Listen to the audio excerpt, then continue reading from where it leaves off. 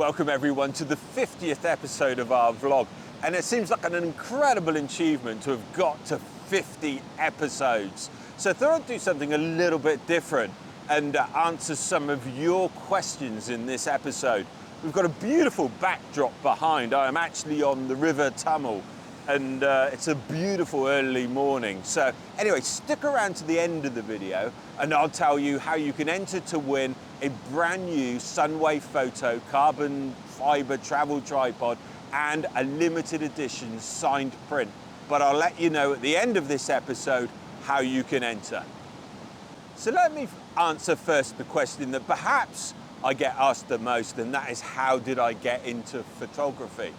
Well, I can remember as far back as around about the age of 11 where I was actually in the Cubs, and I have a photograph that one of my parents took, and I'm stood in the lineup of Cubs and I have my dad's old Olympus camera around my neck, and I'm for sure I wouldn't have known how to use that camera properly. I wouldn't have known about aperture priority and shutter speed, but it was that first start of having something mechanical that I could possibly capture images with that really appealed to me at that young age.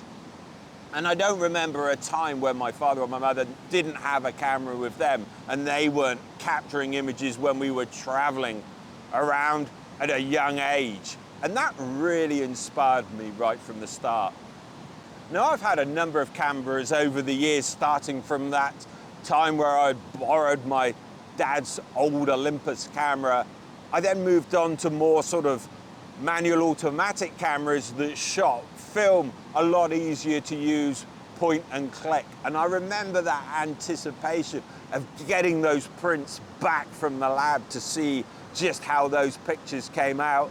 And most of the time, possibly there were one or two pictures out of, I think 24 perhaps, that they took that I was ever pleased with. But just that anticipation of seeing those images was enough to really spark my enthusiasm. And I remember my first real proper camera was a Minolta DSLR camera, film camera, that I really started to get interested in how aperture and shutter priority worked. And I found myself shooting on 35mm slide transparency. And that first time of looking through a viewfinder lit up from behind and seeing those images captured with the light behind them, looking in that viewfinder and being captivated at my surroundings and what I'd brought back with me. From that first Minolta film camera, I then moved into the world of digital, again with Minolta. And if I remember rightly, I think that capturing 6 megapixel images and being able to capture them digitally was absolutely incredible. And a total change in the way that you photographed. You didn't have to now limit yourself to a certain amount of images. You could shoot as much as you wanted to, well, as much as you could with the size of the memory cards that were available. From there, I remember managing to get myself a Hasselblad 500 cm film camera, medium format, where for a long time I photographed black and white, really immersing myself in the landscape and capturing black and white images, which is a real different way of photographing and looking at the light. And then eventually, as cameras improved, moving on to Nikon, and now after a number of Nikon cameras, now shooting on the D850. And what a change it's been from that very first start of capturing images, not knowing what I'm doing, hoping that something would come out, to now being able to go into the landscape and confidently feel like I can, well, most of the time, come back with the image that I'm looking for. So the next question is, what inspires me and how do I keep inspired? Well, a few vlogs back I did an episode on motivation and how to get your motivation back and to get inspired to go out and shoot. I'll leave a link in that in the description below. But definitely in that vlog, to me, I answered that being in the outdoors is what inspires me and motivates me.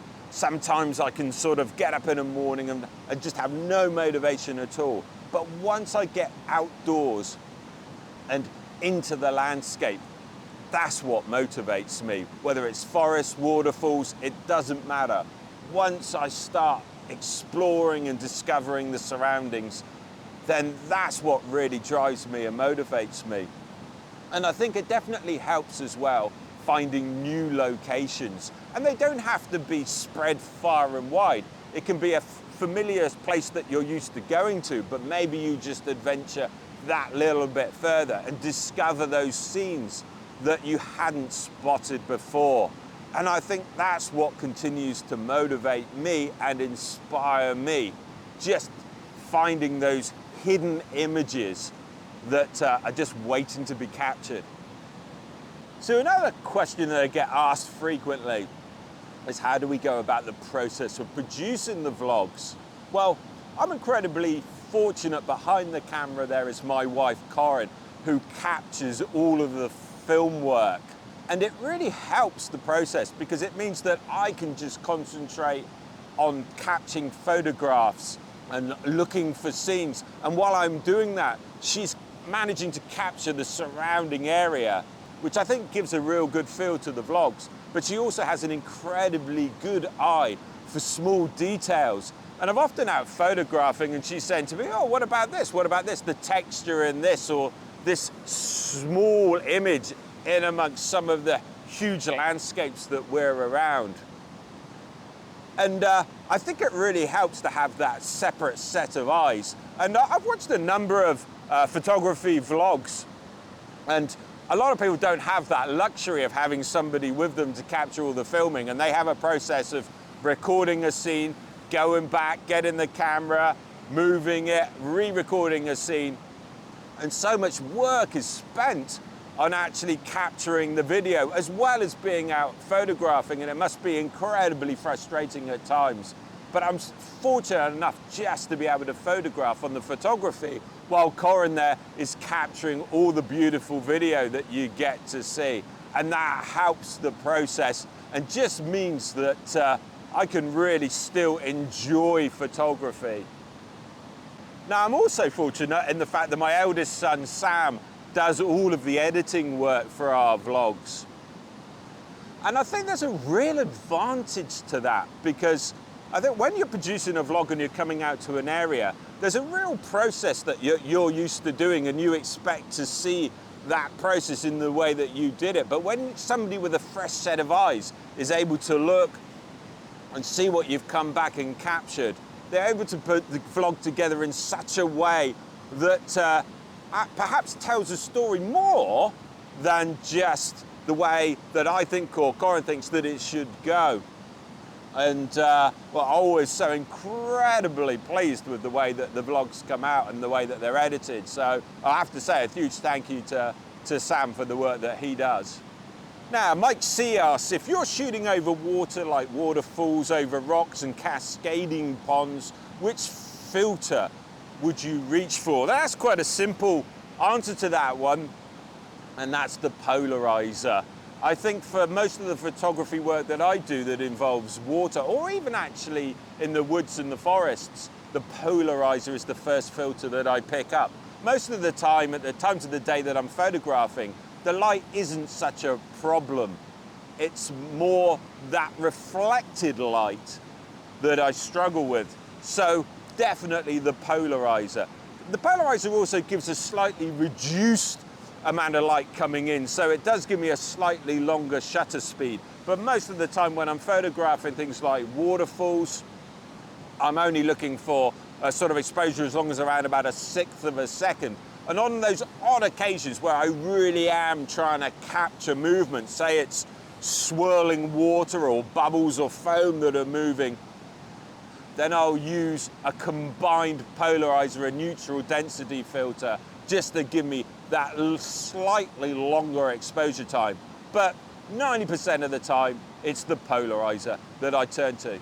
Now, long-time subscriber to the channel, David Snedden asks, which is your favorite location, or which are your favorite locations to photograph in autumn? Well, I'm incredibly fortunate to live in Perthshire in Scotland, and we are absolutely surrounded by trees. And this is a prime example here on the River Tummel, where we're surrounded by silver birches and beeches. And during autumn time, these just absolutely change in colour, and it really is an incredible scene. So I have to say that some of my favourite locations are here along the Tummel in Perthshire, but I also really enjoy heading to some places like on the west coast, where you get smaller scenes of autumn, which again are just absolutely stunningly incredible to capture, where maybe we get some of those sort of Scots pines around autumn time surrounded by the browns of the bracken. And it really is a different light that you're working with. But I have to say, my favourite has to be Perthshire, and here in some of this absolutely incredible, stunning backdrop.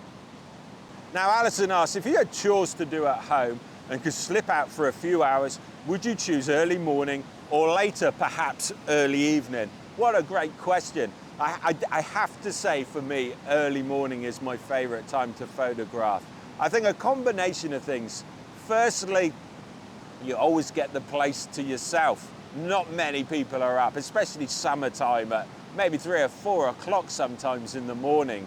There isn't a soul around, especially when you're vlogging as well, because it's not easy to do when you have people that are walking past or watching. But I think that early morning light is just so soft, and you get you come away with incredible images from that low golden light. Whereas later on in the evening, it definitely is a different light, and there are definitely more people around to distract you. So in answer to that question, yes, definitely early morning starts. And B asks, have I always just photographed landscapes? Well, no, actually it hasn't always been landscapes, but that's definitely where I'm most comfortable. Over the years, I've been fortunate to photograph the interiors of castles. I've photographed wind turbines. I've photographed a number of weddings, and I've photographed for a regular feature in a magazine. But it always comes back to landscapes for me, and that's where I really am inspired. And for me, I think that's incredibly important, that you really are inspired by the subject that you're photographing. So I think the final question that I'll answer in this episode is what's the worst and the funniest thing that's gone wrong while vlogging? Well, definitely the worst thing, and we've done this a couple of times, is when you come back and there's no recording, no sound. I can see Corinne behind the camera now shaking her head. And unfortunately, as I say, this has happened a couple of times where we've spent all day out in the middle of nowhere producing a vlog in the early days, and come back and realize that for some reason there's no sound. Perhaps the cable's not as pulled out, or something's just gone wrong. And I think that's the most frustrating thing. And as I say, we have done it twice. There is no excuse for it. And there are definitely ways and things that you can do to prevent that from happening. And hopefully we've learned our lesson. But I have to say, there's nothing more frustrating than spending that whole time out thinking that you've come away with something absolutely incredible, only to find there's actually no sound. Now, as for the funniest moments, there's always something going on in the vlog that doesn't quite work the way that you want it to.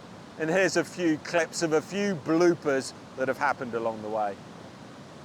Perhaps special episode then coming deep back to... No, almost.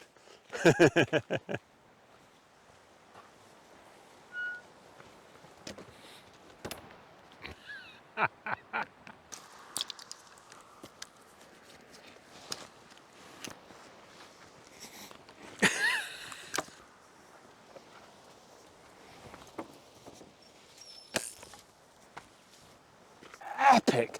evening light on the west coast with the islands to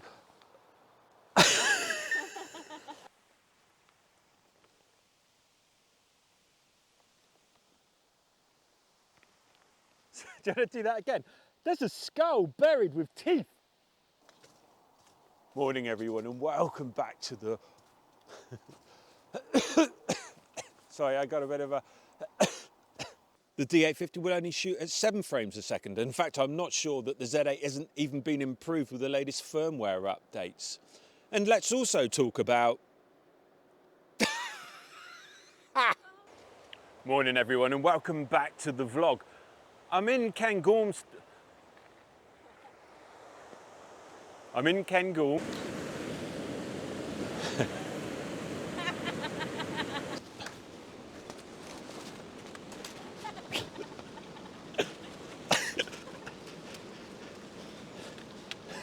Forget the filming bit.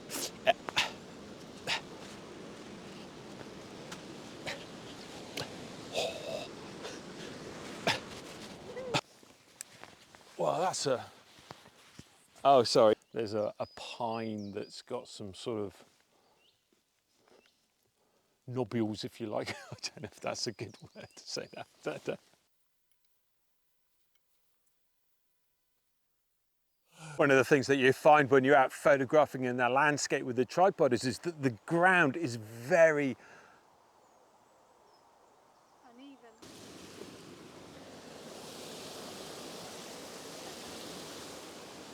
Fly in my ear. Deep in my ear. Like never coming out. Oh, that's nice.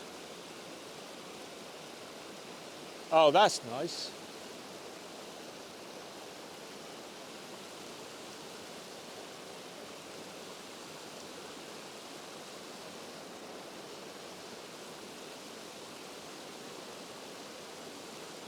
Strike a pose. And well, how do you want, like that dramatic, or do you want more masculine? What do you want? Masculine.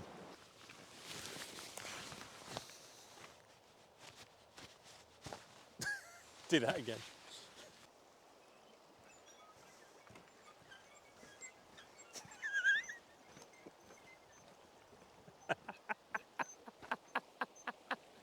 In the Z7, the performance is excellent. It's a fast, quick,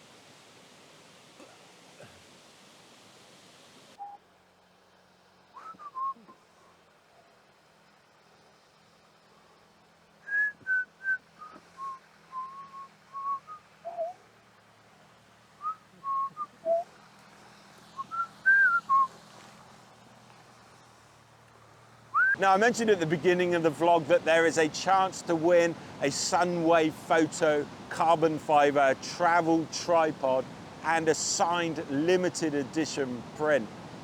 Now, to enter, all you have to do is be subscribed to the channel and leave a comment on any video of the past 50 videos that we've done, and you will automatically be entered into our competition. The competition ends at the end of September, so you've got plenty of time to subscribe and leave a comment, and one lucky person will receive the carbon fiber tripod and signed limited edition print. Well, that's it for this episode of the vlog. I hope you've enjoyed it, something a little bit different. It's been an incredible achievement to reach our 50th episode, but we couldn't have done it without your support. Thank you so much for subscribing, liking, leaving your comments, and we really do appreciate it. Next episode, hope to be over on the West Coast, exploring some beautiful coastal scenes, and I hope you'll join us for that episode. Thank you so much for watching. Don't forget to enter our competition, subscribe, leave a comment, and well, I think that's it. Look forward to seeing you in the next episode. Thanks for watching.